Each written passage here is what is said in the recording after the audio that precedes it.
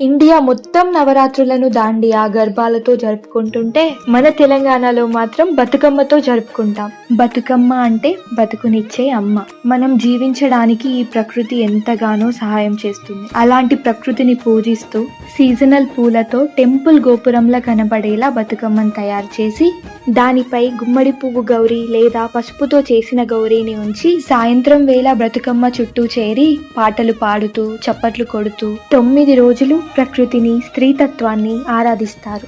ఈ 9 రోజులు బతుకమ్మలకి ఒక్కొక్క ప్రత్యేకత ఉంటుంది. మొదటి రోజు బతుకమ్మ ఎంగిలి పూల బతుకమ్మ.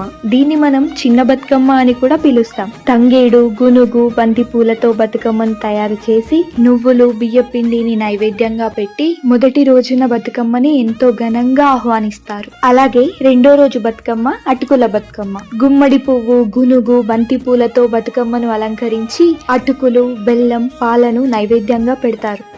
రేపటి నుండి 9 రోజుల బతుకమ్మ ఒక్కో రోజు ప్రత్యేకతని మీకు చెప్తాను. మనం కలిసి తెలంగాణ ఆత్మ అయిన బతుకమ్మను మరింత దగ్గరగా తెలుసుకుందాం.